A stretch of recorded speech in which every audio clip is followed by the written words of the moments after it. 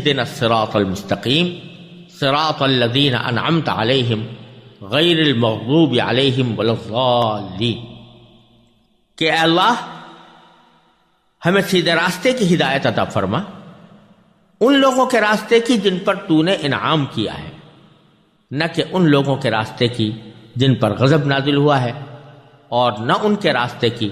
جو بھٹکے ہوئے ہیں۔ اب ان تین آیتوں میں سے پہلی آیت تو در حقیقت جامع دعا ہے، اہدنا الصراط المستقیم، اے اللہ ہمیں سیدھے راستے کی ہدایت عطا فرما۔ پھر اگلی آیت میں اس راستے کی تعریف کی گئی ہے کہ وہ راستہ کس قسم کا ہے اور کیسے حاصل کیا جا سکتا ہے، اور تیسری آیت میں یہ بتایا گیا ہے کہ ہمیں جو راستہ مطلوب نہیں ہے وہ کون سا ہے اور کس قسم کے راستے سے ہمیں اجتناب کرنا ہے اور جس سے ہمیں اپنی زندگی میں بچنا ہے۔ ان تین آیتوں میں یہ تین باتیں فرمائی گئی ہیں۔ پہلے ان تین آیتوں میں سے سب سے پہلی آیت پر ذرا سا غور کیجئے، اہدنا الصراط المستقیم، اے اللہ ہمیں سیدھے راستے کی ہدایت فرما۔ اب کہنے کو تو یہ بہت مختصر سا جملہ ہے، لیکن اگر دیکھا جائے تو اس میں دنیا و آخرت کی تمام حاجتیں، تمام ضرورتیں سمٹ آئی۔ صراط مستقیم کے معنی ہے سیدھا راستہ، صراط کے معنی راستہ اور مستقیم کے معنی سیدھا، اور سیدھا راستہ اس کو کہتے ہیں جس میں کوئی کجی نہ ہو، جس میں کوئی موڑ نہ ہو، اور جس میں کوئی چلنے میں دشواری نہ ہو، اور جو ٹھیک منزل تک پہنچا دے۔ اب اس قسم کا راستہ کا مطلب یہ ہے کہ ہمیں وہ طریقہ، اس طریقے تک ہم پہنچ جائیں جو ہمیں منزل تک پہنچانے والا ہے۔ اور یہ صراط مستقیم ایسی چیز ہے جس کی ہمیں دنیا میں بھی ضرورت ہے اور آخرت میں بھی ضرورت ہے۔ دنیا میں ضرورت اس لیے ہے کہ جو کام بھی کرنے جا رہے ہوں وہ اس وقت تک انجام نہیں پا سکتا جب تک اس کام کو انجام دینے کا ہم صحیح طریقہ اختیار نہ کریں۔ اگر ہمیں جانا تو ہے فرض کیجئے لاہور، اور ہم لاہور جانے کا طریقہ اختیار کرنے کے بجائے ہم کوئٹہ جانے کا طریقہ اختیار کر لیں تو ظاہر ہے کہ منزل تک نہیں پہنچ سکتے۔ اسی طرح ہمیں علاج تو کرنا ہے فرض کیجئے بخار کا، اور ہم علاج کرنا شروع کر دیں خارش کا، تو ظاہر ہے کہ اس سے ہمارا مقصود حاصل نہیں ہو سکتا۔ دنیا کے ہر کام میں بھی ہمیں سیدھے راستے کی ضرورت ہے، اور آخرت کے کاموں میں بھی سیدھے راستے کی ضرورت ہے، یعنی وہ راستہ کہ جس میں نہ افراط ہو نہ تفریط ہو، اعتدال کا راستہ، وہ راستہ جو اللہ تبارک و تعالی نے کامیابی کے لیے ہمارے واسطے متعین فرمایا ہے، اور جس کی نبی کریم سرور دو عالم صلی اللہ علیہ وسلم نے ہمیں ہدایت فرمائی ہے، اس کی رہنمائی فرمائی۔ اس کے لیے فرمایا جا رہا ہے کہ اے اللہ ہمیں صراط مستقیم عطا فرما، دنیا میں بھی اور آخرت میں بھی۔ یہاں ایک بات اور قابل ذکر بھی ہے اور قابل غور بھی، کہ ہدایت جب کہتے ہیں تو اس کے لفظی ترجمہ اردو میں عام طور سے رہنمائی سے کیا جاتا ہے۔ ہدایت کے معنی یہ ہے کہ ہمیں رہنمائی کر دیجئے سیدھے راستے کی، لیکن عربی زبان میں ہدایت کے دو مختلف معنی ہیں، اور کبھی وہ ایک معنی میں استعمال ہوتا ہے، کبھی دوسرے معنی میں استعمال ہوتا ہے۔ ایک معنی تو ہدایت کے یہ ہیں کہ فرض کیجئے ایک شخص آپ سے کسی منزل پر جانے کا پتہ پوچھ رہا ہے، تو آپ اس کو وہاں تک پہنچنے کا راستہ زبانی طور پر بتا دیتے ہیں کہ تم یہاں سے مثلا یہ سیدھی سڑک ہے، اس کے اوپر جانا، اور اتنی دور چلنے کے بعد دائیں طرف مڑ جانا، اور پھر کچھ دیر چلنے کے بعد بائیں طرف مڑ جانا، تو فلاں جگہ پہنچ کر تمہاری منزل آ جائے گی۔ آپ نے زبانی طور پر اس کو بتا دیا۔ اب یہ اس کا کام ہے کہ جو کچھ آپ نے زبانی بتایا ہے وہ اس پر عمل کر کے منزل تک پہنچے۔ ایک تو رہنمائی اور ہدایت یہ ہے، اور دوسری قسم ہدایت کی یہ ہے کہ جو شخص آپ سے پتہ پوچھ رہا ہے اس کو پہلے زبانی طور پر آپ پتہ نہیں سمجھاتے، بلکہ سامعین طور پر سمجھانے کے ساتھ ساتھ اس کا ہاتھ پکڑ کر آپ لے چلتے ہیں اور کہتے ہیں میرے ساتھ آؤ، اور اپنے ساتھ ہاتھ پکڑ کر اسی راستے کو قطع کرا کے جس منزل تک اسے پہنچنا ہے وہاں لے جا کر کھڑا کر دیتے ہیں کہ لو بھائی یہ تمہاری منزل آ گئی۔ اس کو بھی ہدایت کہتے ہیں۔ تو قرآن کریم میں پہلے معنی کی ہدایت کبھی کئی جگہ ذکر آیا ہے اور دوسرے معنی کی ہدایت کبھی کئی جگہ ذکر آیا ہے، اور دونوں میں عربی زبان کے لحاظ سے فرق یہ ہوتا ہے کہ اگر ہدایت کے لفظ کے ساتھ الہ کا لفظ آ جاتا ہے تو پھر اس صورت میں ہدایت کے پہلے معنی مراد ہوتے ہیں۔ یعنی اگر یوں کہا جاتا کہ اہدنا الی الصراط المستقیم، تو اس کے معنی یہ ہوتا ہے کہ اللہ ہمیں راستہ بتا دیجئے، زبانی طور پر بتا دیجئے کہ راستہ کس طرح ہوگا اور کہاں کس راستے سے ہم منزل تک پہنچیں گے۔ لیکن اگر بیچ میں الہ نہ ہو بلکہ براہ راست کہہ دیا جائے ہدایت کے بعد دو مفعول آ جائیں تو اس میں ہدایت کے دوسرے معنی مراد ہوتے ہیں، یعنی ہمیں پکڑ کر لے جائیں اس جگہ تک۔ تو اللہ تبارک و تعالی نے یہاں اس آیت کریمہ میں بغیر الہ کے فرمایا ہے اہدنا الصراط المستقیم، کہ اللہ ہمیں صراط مستقیم تک پہنچا دیجیے۔ گویا صرف اتنی بات نہیں مانگی جا رہی کہ آپ زبانی طور پر ہمیں بتا دیں کہ کون سا راستہ سیدھا ہے، بلکہ یہ توفیق مانگی جا رہی ہے کہ آپ اپنے فضل و کرم، اپنے توفیق سے ہمیں اس راستے تک پہنچا دیجئے جو سیدھا ہے۔ لہذا اس لحاظ سے اگر دیکھا جائے تو یہ بہت بڑی عظیم دعا ہے، جس میں بندہ صرف یہ نہیں مانگ رہا کہ مجھے آپ راستہ دکھا دیجئے، بلکہ یہ مانگ رہا ہے کہ مجھے راستے تک پہنچا دیجئے۔ یہ دعا سکھائی گئی ہے، اور اس دعا کے ذریعے یہ تسلی کا سامان ایک انسان کے لیے دیا گیا ہے کہ اگر اس کو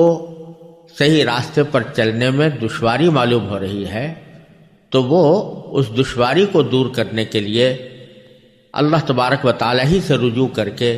یہ مانگے کہ اللہ تبارک و تعالی اسے سیدھے راستے پر پہنچا دے۔ لیکن اس کا مطلب ظاہر یہ نہیں ہے کہ آدمی صرف زبانی طور پر یہ دعا مانگ کر فارغ ہو جائے، نہ اس کا ارادہ ہو سیدھے راستے پر چلنے کا، نہ اس کے دل میں کوئی خواہش اور داعیہ ہو، اور نہ اس طرف وہ کوئی قدم بڑھائے، بلکہ بس صرف دعا مانگتا رہے کہ مجھے صراط مستقیم تک پہنچا دیجیے۔ یہ مطلب نہیں، اس لیے کہ اس کے معنی تو یہ ہوں گے کہ میں خود تو نہیں چاہتا اور نہ خود کوئی ہاتھ پاؤں ہلانے کی جرت کرتا ہوں، اللہ تبارک و تعالیٰ زبردستی مجھے سیدھے صراط مستقیم پر لے جائیں۔ تو خوب سمجھ لینا چاہیے کہ اللہ تبارک و تعالیٰ کسی کو بھی زبردستی صراط مستقیم پر نہیں لاتے۔ چنانچہ قرآن کریم میں کئی جگہ اللہ تبارک و تعالیٰ نے یہ ارشاد فرمایا ہے، مثلا فرمایا کہ لا اکراہ فی الدین، کسی کو دین قبول کرنے کے لیے مجبور نہیں کیا جا سکتا۔ ایک اور مقام پر فرمایا انلزمکموہا وانتم لہا کارہون، کہ کیا ہم تمہیں زبردستی اس دین پر کاربند کر دیں جبکہ تم اس کو ناپسند کرتے ہو۔ ایک تیسری موقع پر نبی کریم سرور عالم صلی اللہ علیہ وسلم سے خطاب کرتے ہوئے اللہ تبارک و تعالی نے فرمایا فَأَنْتَ تُكْرِهُ النَّاسَ حَتَّى يَكُونُوا مُؤْمِنِينَ، کہ کیا آپ لوگوں کو زبردستی کر کے مومن بنائیں گے؟ لہذا یہ آیتیں بالکل اس بات کی وضاحت کر رہی ہیں کہ اللہ تبارک و تعالی نے جب انسان کو یہاں دنیا میں بھیجا ہے تو اس کا کام یہ ہے کہ وہ اپنے ارادے، اپنے اختیار، اپنے شوق اور اپنے داعیے سے سیدھا راستہ اختیار کرے۔ مجبور کر کے، زبردستی کر کے کسی کو بھی نہ مسلمان بنایا جائے گا اور نہ مسلمان بنا کر اس کو سیدھے راستے پر لایا جائے گا۔ اس کے لیے سب سے پہلی شرط یہ ہے کہ اس صحیح راستے کی طلب دل میں ہو، وہ اس کو مانگتا ہو کہ میں سیدھے راستے پر آؤں، اس کا شوق اس کے دل میں ہو، اس کے لیے وہ دل میں خواہش رکھتا ہو، اور نہ صرف یہ کہ خواہش رکھتا ہو بلکہ اپنی مقدور بھر کوشش اس راستے پر جانے کی کرے، تو اس وقت پھر اس کو یہ حق پہنچتا ہے کہ وہ یہ کہے کہ یا اللہ میرے دل میں خواہش بھی ہے اور میں کوشش بھی کر رہا ہوں، لیکن بعض اوقات اپنے نفس اور شیطان کے ہاتھوں مجبور ہو جاتا ہوں، اس واسطے مجھے اپنے فضل و کرم سے توفیق عطا فرما دیجیے۔ یہ ہے مطلب اہدنا الصراط المستقیم کا، اور اس کو اگر ماقبل کی آیت سے یعنی پہلے والی آیت سے ملا کر پڑھا جائے تو یہ دعا بندہ اس وقت کر رہا ہے جب وہ یہ کہہ چکا کہ ایاک نعبد و ایاک نستعین، یہ اقرار بھی کر چکا، یہ عہد بھی کر چکا کہ اللہ ہم آپ کے سوا کسی کی عبادت نہیں کریں گے، اور اے اللہ ہم آپ کے سوا کسی کی مدد نہیں چاہیں گے۔ یہ اقرار کرنا خود اس بات کی علامت ہے کہ وہ اللہ تبارک و تعالیٰ کی عبادت کو ہی درست مانتا ہے اور اس کی اطاعت ہی کو درست مانتا ہے اور اس طرف چلنا بھی چاہتا ہے، اور پھر یہ کہہ رہا ہے کہ اہدنا الصراط المستقیم۔ اسی بات کو قرآن کریم نے ایک دوسری آیت کریمہ میں اس طرح ارشاد فرمایا ہے کہ الذین جاہدوا فینا لنہدینہم سبلنا، کہ جن لوگوں نے ہمارے راستے میں کوشش کی ہے، جو اس راستے پر قدم بڑھانے کے لیے تیار ہیں، لنہدینہم سبلنا، ہم ضرور بالضرور ان کو اپنے راستوں تک پہنچا دیں گے۔ یہاں بھی اللہ تبارک و تعالیٰ نے الا استعمال نہیں کیا، یعنی لنہدینہم الی سبلنا نہیں فرمایا، بلکہ لنہدینہم سبلنا فرمایا ہے، جس کے معنی صرف یہ نہیں ہے کہ ہم اس کو راستہ دکھا دیں گے، بلکہ مطلب یہ ہے کہ اپنے راستوں تک پہنچا دیں گے۔ لیکن اس کی بنیادی شرط کیا ہے کہ الذین جاہدوا فینا، جنہوں نے ہمارے راستے میں کوشش کی۔ تو ایک طرف خواہش ہو، طلب ہو، دل میں داعیہ ہو، اور اپنی حد تک جتنی کوشش انسان کر سکتا ہے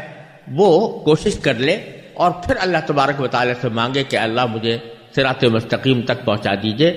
یہ ہے اس دعا کا اصل مقصود۔ اور جب اللہ تبارک و تعالیٰ سے یہ دعا مانگی جاتی ہے،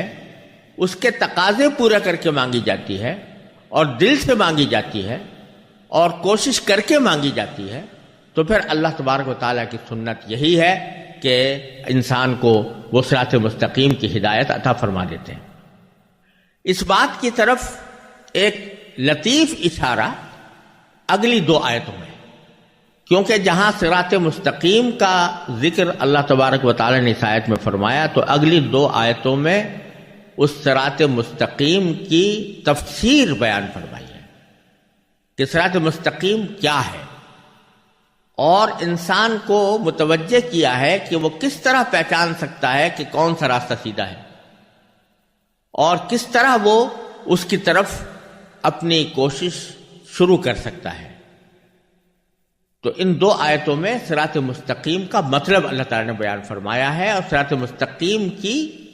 علامتیں بیان فرمائی ہیں۔ اور یہ دو علامتیں ہیں جن میں سے ایک علامت ایجابی ہے، مثبت ہے، اور دوسری سلبی اور منفی ہے۔ یعنی ایک آیت میں یہ فرمایا کہ وہ کون سا راستہ ہے، اور دوسری آیت میں فرمایا کہ کون سا راستہ نہیں ہے۔ تو کون سا راستہ ہے اس کے لیے فرمایا صراط الذین انعمت علیہم، راستہ ان لوگوں کا کہ جن پر اے اللہ آپ نے اپنا انعام فرمایا۔ اور اس کے بعد آخری آیت میں فرمایا کہ کون سا راستہ نہیں ہے، تو فرمایا غیر المغضوب علیہم ولا الضالین، یعنی ان لوگوں کا راستہ نہیں جن پر اے اللہ آپ کا غضب ہوا، یا ان لوگوں کا راستہ نہیں جو گمراہ ہوئے۔ تو اللہ تعالیٰ نے صراط مستقیم کی تفسیر کرتے ہوئے، اس کا مطلب بیان کرتے ہوئے دونوں پہلو اس کے بتا دیے کہ اس کی پہچان کیا ہے۔ پہچان مثبت طور پر تو یہ بیان فرمائی کہ یہ ان لوگوں کا راستہ ہے جن پر اللہ تعالیٰ کا انعام ہوا۔ اب اللہ تعالیٰ کا انعام کس پر ہوا، اس کی وضاحت اللہ تبارک و تعالیٰ نے قرآن کریم ہی کی سورہ نساء میں اس طرح فرمائی ہے کہ اولئک الذین انعم اللہ علیہم من النبیین والصدیقین والشہداء والصالحین، کہ یہ وہ لوگ ہیں جن پر اللہ نے اپنا انعام فرمایا ہے، یعنی انبیاء کرام اور صدیقین۔ صدیقین سے مراد وہ حضرات ہیں کہ جو نبی کے مکمل طور پر تابع دار ہوتے ہیں اور تابع داری میں پوری طرح سچے اترتے ہیں، جیسے حضرت ابو بکر صدیق رضی اللہ تعالی عنہ نبی کریم صلی اللہ علیہ وسلم کے ساتھ تھے۔ اور پھر فرمایا کہ شہداء یعنی جو اللہ تعالیٰ کے راستے میں اپنی جانیں قربان کرتے ہیں، والصالحین اور وہ نیک لوگ جنہوں نے اپنی زندگی کو اللہ تبارک و تعالیٰ اور اللہ کے رسول صلی اللہ علیہ وسلم کی تابع داری کے لیے وقف کر دیا۔ یہ ہیں 4 مختلف قسمیں جن کا ذکر اللہ تبارک و تعالیٰ نے ان لوگوں میں فرمایا ہے جن پر اللہ تعالیٰ کا انعام ہوا، انبیاء کرام، صدیقین، شہداء اور صالحین۔ تو صراط الذین انعمت علیہم کا مطلب یہ ہوا کہ اے اللہ ہمیں ان لوگوں کے راستے تک پہنچا دیجئے کہ جو انبیاء کا راستہ تھا، جو ان کے مکمل تابع دار، سچے تابع دار لوگوں کا راستہ تھا، جو اللہ تبارک و تعالیٰ کے راستے میں اپنی جانیں قربان کرنے والوں کا راستہ تھا،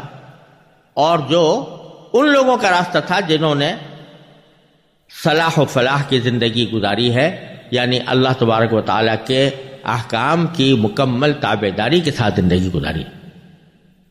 اور غیر المغضوب علیہم ولا الضالین میں اس کا منفی پہلو ہے، یعنی ہمیں ان لوگوں کا راستہ نہیں چاہیے کہ جن پر اے اللہ آپ کا غضب ہوا، اور نہ ان کا راستہ چاہیے جو گمراہ ہوئے۔ جن پر اللہ کا غضب ہوا سے مراد وہ لوگ ہیں کہ جو جانتے بوجھتے کسی غلط طریقہ کار میں مبتلا ہوئے، جنہوں نے جانتے بوجھتے دین اسلام کو قبول نہ کیا، یعنی ان کا دل گواہی دے رہا تھا کہ اسلام دین برحق ہے، نبی کریم سرور دو عالم صلی اللہ علیہ وسلم جو پیغام لے کر آئے ہیں وہ سچا پیغام ہے، وہ واقعتاً اللہ تبارک و تعالیٰ کی طرف سے پیغمبر بنا کر بھیجے گئے ہیں، اور جو کچھ فرما رہے ہیں وہ اللہ تبارک و تعالیٰ کے احکام کو ہم تک پہنچا رہے ہیں۔ دل ان کا گواہی دیتا تھا، لیکن انہوں نے اپنی ضد کی وجہ سے، ہٹ دھرمی کی وجہ سے، یا اپنے دنیاوی مفادات کی خاطر اس بات کو نہیں مانا، تو اللہ تبارک و تعالیٰ کا غضب ان پر نازل ہوا۔ اور ضالین سے مراد وہ لوگ ہیں کہ جو ہٹ دھرم اس معنی میں تو نہیں تھے کہ وہ جانتے بوجھتے حق کو جھٹلاتے ہوں، بلکہ وہ یہ کہ انہوں نے حق تک پہنچنے کا طریقہ غلط اختیار کیا۔ چاہتے تو تھے کہ حق تک پہنچے، لیکن حق تک پہنچنے کا طریقہ غلط اختیار کیا، اور اس کی وجہ سے وہ گمراہی میں پڑ گئے۔ تو دونوں قسم کی باتیں اللہ تبارک و تعالیٰ نے ذکر کر دی، چاہے وہ لوگ ہوں کہ جو جان بوجھ کر غلط راستے پر پڑے ہوں، یا وہ لوگ ہوں کہ جو بھٹک کر، گمراہ ہو کر غلط راستے پر پڑ گئے ہوں۔ اے اللہ ہمیں ان کا راستہ نہیں چاہیے، راستہ ان کا چاہیے جن پر آپ کا انعام۔ یہاں جو ایک اہم بات قابل غور ہے وہ یہ کہ صراط مستقیم کا مطلب اللہ تبارک و تعالی بیان فرمانا چاہتے ہیں، تو اس کا ایک مختصر راستہ یہ بھی ہو سکتا تھا کہ اللہ تبارک و تعالی یوں فرماتے کہ صراط القرآن، یعنی قرآن کا راستہ جو قرآن نے دکھایا ہے وہ بتلا دیتے، یا نبی کریم سرور دو عالم صلی اللہ علیہ وسلم کی سنت کا حوالہ دے دیا جاتا کہ آپ کی سنت کا طریقہ وہ صراط مستقیم ہے، اور اگر ایسا فرمایا جاتا تو یقیناً برحق ہوتا، کیونکہ قرآن بھی صراط مستقیم کی ہدایت کرتا ہے، اور نبی کریم سرور دو عالم صلی اللہ علیہ وسلم کی سنت بھی صراط مستقیم کی ہدایت کرتی ہے۔ لیکن اللہ تبارک و تعالی نے یہاں کسی کتاب کا حوالہ دینے کے بجائے اور نبی کریم سرور دو عالم صلی اللہ علیہ وسلم کی سنت و سیرت کا براہ راست حوالہ دینے کے بجائے ایسا عنوان اختیار فرمایا کہ راستہ ان لوگوں کا جن پر اے اللہ آپ نے انعام کیا، جس میں انبیاء کرام بھی آ گئے، صدیقین بھی آ گئے، شہداء بھی آ گئے، صالحین بھی آ گئے۔ اس میں بظاہر یہ ایک اہم ہدایت پوشیدہ ہے کہ کسی انسان کو ہدایت پر لانے کے لیے اور صحیح راستے پر گامزن کرنے کے لیے تنہا کتاب کبھی کافی نہیں ہوتی، کیونکہ کتاب سے ایک نظری علم حاصل ہوتا ہے، نظریاتی علم حاصل ہوتا ہے، لیکن اس علم پر عمل کس طرح ہو اور کن حدود میں ہو اور اس کا کیا طریقہ اختیار کیا جائے، یہ باتیں عام طور سے صرف کتاب پڑھ لینے سے حاصل نہیں ہوتی۔ آپ دنیا کے ہر علم و فن میں یہ دیکھتے ہیں کہ اس علم و فن کو اگر حاصل کرنا ہے تو اس علم و فن کی صرف کتابیں پڑھ لینا کافی نہیں ہوتا۔ فرض کرو کہ کوئی شخص اگر میڈیکل سائنس پڑھنا چاہتا ہے تو یہ کافی نہیں ہے اس کے لیے کہ وہ میڈیکل سائنس کی کتابیں پڑھ کر اس کو سمجھ لے، بلکہ اس کے لیے ضروری ہوتا ہے کہ وہ کسی ماہر ڈاکٹر کے ساتھ کچھ عرصے رہ کر اس کی مکمل تربیت حاصل کریں۔ اسی طرح دنیا کے ہر علم و فن کا یہ حال ہے، یہاں تک کہ اگر کھانا پکانے کی ترکیبیں سیکھنے کے لیے کوئی آدمی صرف کتاب پڑھے اور اس کتاب کو سامنے رکھ کر کھانا پکانے کی کوشش کرے تو کبھی کامیاب نہیں ہو سکتا جب تک کہ اس نے عملی تربیت نہ لی ہو۔ لہذا اس آیت کریمہ میں اللہ تبارک و تعالی نے یہ توجہ دلائی ہے کہ اگر صراط مستقیم کو جاننا چاہتے ہو، سمجھنا چاہتے ہو اور اس کو اختیار کرنا چاہتے ہو تو پھر تمہیں ان لوگوں کا طریقہ دیکھنا چاہیے کہ جن پر اللہ کا انعام ہوا، یعنی انبیاء کرام، صدیقین، شہداء اور صالحین۔ انبیاء کرام علیہم الصلاۃ والسلام دنیا میں تشریف لائے اور اب نبوت کا سلسلہ بند ہو گیا، اور نبی کریم سرور دو عالم صلی اللہ علیہ وسلم آخری نبی تھے، لہذا آپ کی سنت کو دیکھنا ہوگا۔ صراط مستقیم کا مطلب سمجھنے کے لیے آپ کی سنت کو دیکھنا ہوگا، اور پھر اس سنت کو کس طرح عمل میں لایا گیا تو اس کے لیے صدیقین اور شہداء اور صالحین کے طرز عمل کو دیکھنا ہوگا۔ اور یہ ایک انسان کی فطرت ہے کہ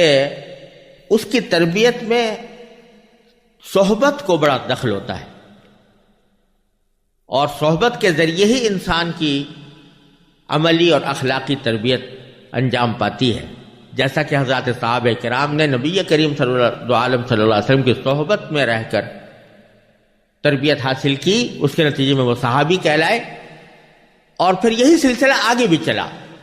صحابہ کرام کی صحبت سے تابعین بنے، اور تابعین کی صحبت سے تبع تابعین بنے، اور یہ سلسلہ اسی طرح چلا آیا ہے۔ تو اللہ تبارک و تعالی نے اس آیت کریمہ میں یہ اشارہ فرما دیا ہے کہ صراط مستقیم پر چلنے کی کوشش، جو در حقیقت اس دعا اہدنا الصراط المستقیم کی دعا کے لیے ایک لازمی شرط ہے، اس کوشش کا آسان طریقہ یہ ہے کہ ان لوگوں کے راستے کو دیکھو، ان کی صحبت اختیار کرو، ان سے تربیت لو جو صدیقین ہیں یا شہداء ہیں یا صالحین ہیں، کیونکہ انبیاء کرام کی صحبت تو براہ راست اب حاصل ہو نہیں سکتی، لیکن اگر کوئی صدیق آئے تو اب بھی آ سکتا ہے، اور شہداء ہوں یا صالحین ہوں تو وہ دنیا میں انشاءاللہ قیامت تک موجود رہیں گے، تو ان کی صحبت اختیار کرنا تمہارے لیے آسان طریقہ ہے اس منزل تک پہنچنے کے لیے اور اس کے لیے کوشش کا قدم بڑھانے کے لیے۔ اور جب تک کوشش کا قدم نہیں بڑھاؤ گے تو اس وقت تک اہدنا الصراط المستقیم کی دعا بے معنی ہوگی، کیونکہ تمہارا رخ تو کسی اور طرف ہے اور دعا یہ مانگ رہے ہو کہ سیدھے راستے کی طرف چلے جاؤ۔ تو اللہ تبارک و تعالی نے یہاں صراط مستقیم کی علامت بیان کرتے ہوئے کسی کتاب کا حوالہ دینے کے بجائے ان لوگوں کا حوالہ دیا کہ جو صحیح راستے پر ہیں، صراط مستقیم پر ہیں، اور منفی طور پر بھی ان لوگوں کا حوالہ دیا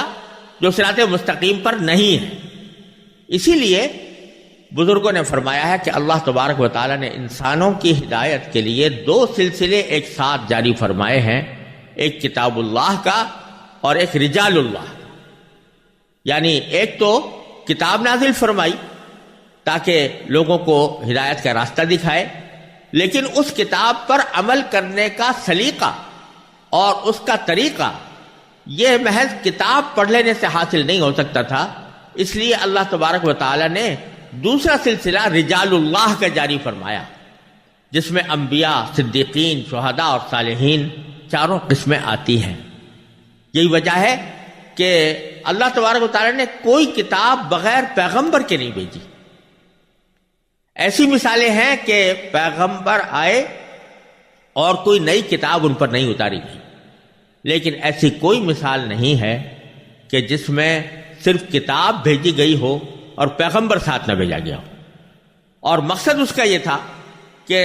صرف کتاب پڑھ کر ان کو دین کی عملی تربیت حاصل نہیں ہوگی جب تک کہ کوئی معلم اور مربی اس کتاب کو سمجھانے والا بھی اور اس کے اوپر عمل کی تربیت دینے والا بھی موجود نہ ہو۔ اس لیے اللہ تبارک و تعالیٰ نے ہر کتاب کے ساتھ پیغمبر بھیجا، اور پیغمبروں نے اپنے متبعین کی تربیت فرمائی، پھر انہوں نے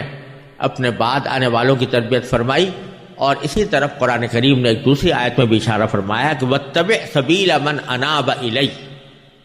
کہ ان لوگوں کے راستے کی پیروی کرو جو میری طرف متوجہ ہیں، یعنی مجھ سے رجوع کرتے ہیں، اور جن کا مزاج یہ بن گیا ہے کہ وہ اللہ تبارک و تعالیٰ کی بندگی کرے، اپنی زندگی کے ہر شعبے میں اللہ تعالیٰ کے بندے بنے، ان کے راستے کو اختیار کرو۔ تو اس میں اللہ تبارک و تعالیٰ نے اس ہدایت کو حاصل کرنے کے لیے پہلا قدم بڑھانے کا ایک آسان گر بھی ان 2 آیتوں کے اندر بتا دیا ہے، اور اگر ہم اس پر عمل کریں تو اللہ تبارک و تعالیٰ کی رحمت سے امید ہے کہ ہماری یہ دعا کہ اہدنا الصراط المستقیم یہ سچی دعا ہوگی، اور اس صورت میں اللہ تبارک و تعالیٰ کی رحمت سے پوری امید ہے کہ اللہ تبارک و تعالیٰ